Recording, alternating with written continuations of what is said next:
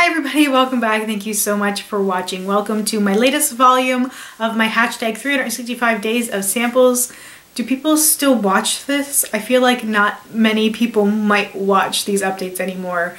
Do you guys think I should do them less often? Maybe I should do updates every 2 weeks, every 3 weeks? I don't know. Let me know what you guys think, because I feel like maybe people have lost interest in this project. I'm still having a lot of fun with it though.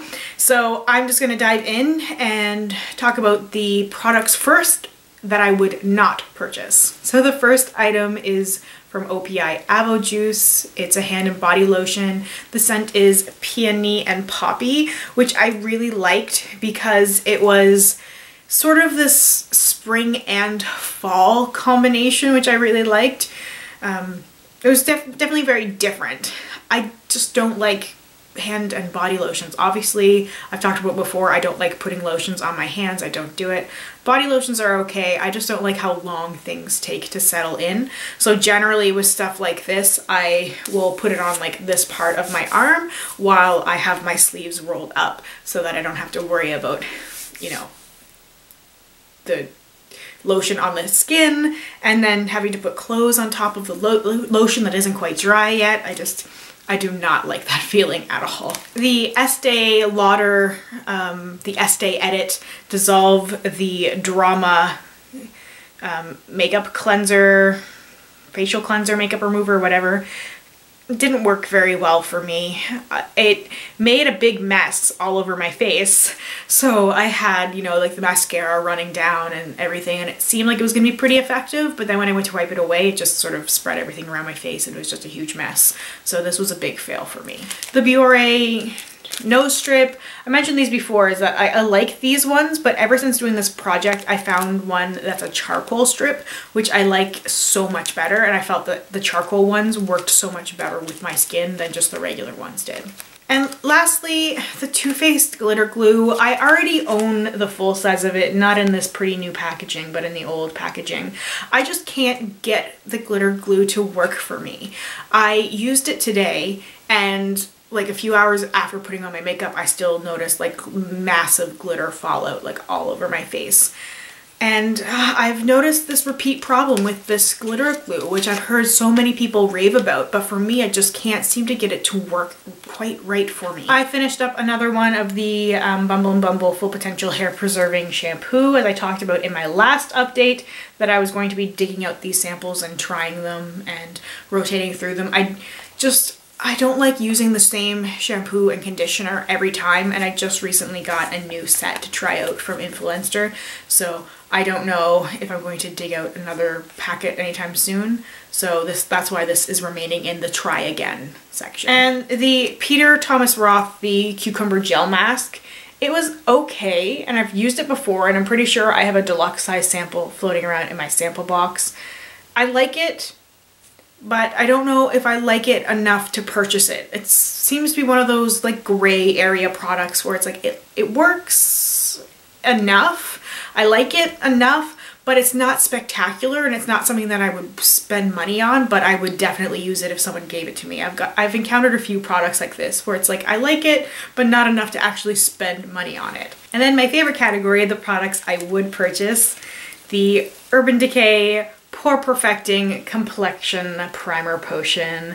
I loved this. I actually did sort of like a first impression-y type thing in my Get Ready With Me that I shared recently. I used that, so I used this on camera for the first time, and I really ended up liking it. I used it with the Urban Decay Naked Skin Foundation, and it did pair so beautifully.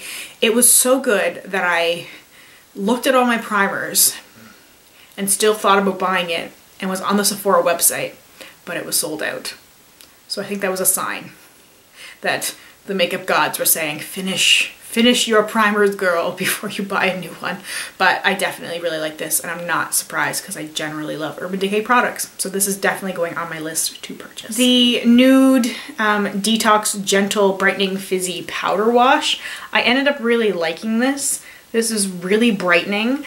It was such a cool experience with the powder and then making the little paste and then rubbing it in like in my face. I just liked it. The sad thing is Sephora is still offering these samples, and I got the sample pretty recently from Sephora, but Sephora no longer carries nude products. So why? Why would you do this to me? Because I like you and I don't know what to do. So it's a product that I would purchase. However, I think it's going to end up falling in one of those categories of products that I will like and probably never be able to purchase, so then I will end up forgetting about. Except for my Korres primer. You guys, I keep bringing this up in videos because I'm hoping, I guess, somehow that if I say it enough times, I will be able to get my hands on that primer again. I was on the Sephora US website the other day, just like looking at the Korres primer because I want it so bad. It's a Sephora exclusive. Sephora Canada no longer sells Korres products, and I hate it because that primer was holy grail status. Ugh. Anger. Anyway, why Sephora must you stop selling products that I like? Why? Another product I liked, the Fresh Peony Brightening Night Treatment Mask. It says it visibly diminishes dark spots and even skin tone. I noticed this was brightening the next morning after using this. I got about 3 uses out of this little packet because I didn't spread like a really thick layer on my skin. I did very thin layers. And I would notice the next morning when I woke up, my skin looked like really radiant and really bright. And I was like, hey, this is awesome. I really like this. And then I went on the Sephora website and saw how much it was. And I was like, nope, not doing it right now. But I really do like this. I hope that this product will end up in a fresh gift set or something, maybe around the holiday time, so I can snag it because the results were pretty good. And I'm definitely all about the skincare that gives actual noticeable results. And then lastly, the Ren Keep Young and Beautiful Instant Brightening Beauty Shot Eye Lift. That's a name and a half. So I didn't think this was going to work, and I was very skeptical of it. It's sort of serum-like, and when I put it, you're supposed to put it on your under eye area and on the top of your eyelid. And when I first put it on, I didn't really notice anything. It just seemed like some sort of like a weird serum-y mess around my eye, and I was honestly a little bit afraid to open my eye after putting it on my lid because it was so liquidy. And so I looked at my face in the mirror, like I looked at my eye area, and I was just like, this did nothing. Like, you know, it says Instant Brightening Beauty Shot Eye Lift. Yeah, right. So I walked away. And then I started to notice a little bit of tightening in the area, like I felt it. And when I touched the area, it was slick but dry, and it felt sort of almost a little bit frozen, I guess.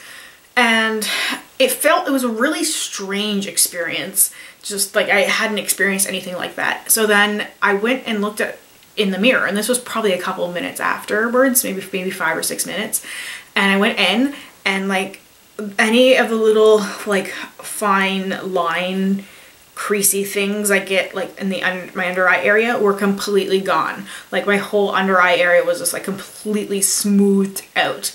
I was like, holy crap, this is insane. I don't think my under eye area has ever looked that good. Honestly, it was like there was nothing there.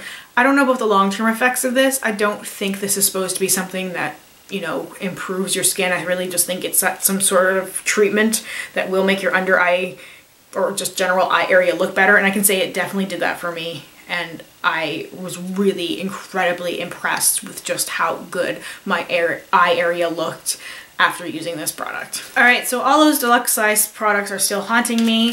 The Clean Duo perfume, I am still using these because I'm using it on my skin because I actually like the combination of these two scents together. The Prada Candy as well, so I've got a lot of perfume vials going on, but you can see the progress I have made here on these perfume vials. I don't wear perfume when I'm just home, I only wear it when I'm going out, so I've still made some pretty good progress on these little vials. The Origins Ginseng Refreshing Eye Cream I really don't like and haven't been using very often. I'm thinking about saying goodbye to it just because it's not doing anything for my under eye area, and I just would like to move on to other things, but I'm still trying. I'm still I'm still gonna try. Unless the product is really messing up my skin or my hair or whatever, I think I'm still gonna continue to use it. Like, it was just an okay product. I might as well just use it instead of tossing it. The two sunscreens, I don't use a lot of sunscreen. I only use a very, very thin layer of sunscreen. So these two samples, the Supergoop and the Dr. Dennis Gross, are taking forever to go through. The Alterna Caviar CC Cream, making progress in this guy, but again, I don't use very much of this when I do use it. And then the Purlisse Gentle Soy Milk Cleanser and Makeup Remover. It does not remove makeup, I will say that. And I felt like it was making my skin a little bit dry, yet I still kept trying to power through and using it. And I was really close to giving up on it because I don't like when my skin feels dry. But then all of a sudden, one day after using it, the bit of psoriasis I have on my forehead, I was just using the cleanser to cleanse my face. And this area had been really, really, really dry, which I had thought was because of this cleanser. And I still was powering through, and the area there, like, I could feel all like the dead skin on that area like rubbing away. And I was like, oh, that was weird. Like, I don't remember when it did that.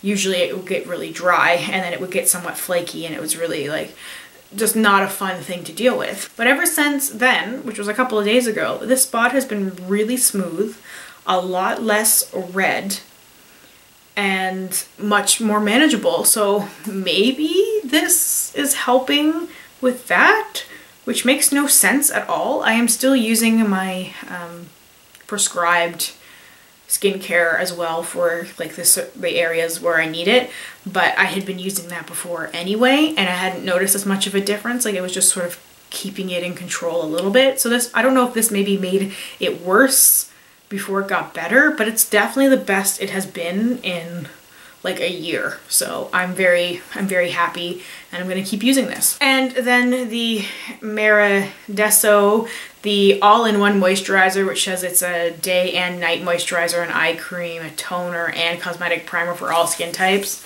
This dries my skin out too, but I kind of like it if my skin is a little bit oily, because it will kind of tighten my face a little bit, and I can use it before I would use my regular primer. I definitely wouldn't use this as a primer on its own, but it is very drying, so I'm still using it.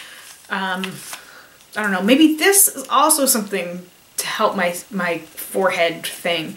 Maybe this and the cleanser, I don't know. Anyway, I just wanted to keep you guys updated on those deluxe size samples because I didn't show them in my last update. So I just wanted to show you guys where I stand and talk a little bit about them and my current thoughts.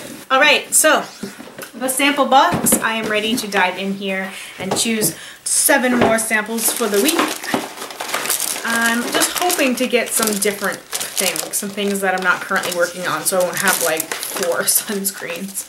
All right, so 1, 2, 3, 4, 5, 6, and 7. All right, so let's see what I have here for this week. The first thing I have here is the MAC Pro Eye Makeup Remover. I have the Estee Edit Flash Photo Gloss, which, oh, it's only a baby sample, yay. So it's a little lip gloss. I have, oh, Philosophy Hope in a Jar. This is my holy grail moisturizer, and I do have a little jar of it already, but I love this stuff. I have another product from Ren. This is the Keep Young and Beautiful Instant Firming Beauty Shot. Ooh. So this is a face one instead of the one that I liked from last week, which was an eye one. I have a product from Tatcha. It is the Polished Classic Rice Enzyme Powder, which sort of sounds a little bit like the nude one I liked, so this should be fun to try. I have a sample of the Too Faced Shadow Insurance, just the original kind. And the last product I have here is a sunscreen. It is the Yogurt Nourishing Fluid Veil Face Sunscreen, and it's from Korres. I'm still bitter about that. Anyway, thank you guys so much for watching. I hope you guys are enjoying these updates as much as I am. I am just discovering so much fun things in these makeup, skincare, beauty samples, and stuff that I never ever would have tried or would have thought I've liked. So this has definitely been a really great project this year. Make sure to let me know if you are doing this project or if you are doing anything involving samples so I can go check out what kind of things you're discovering and what you're learning about what you like. Thank you so much for watching, and I hope I will see you in my next one. Bye.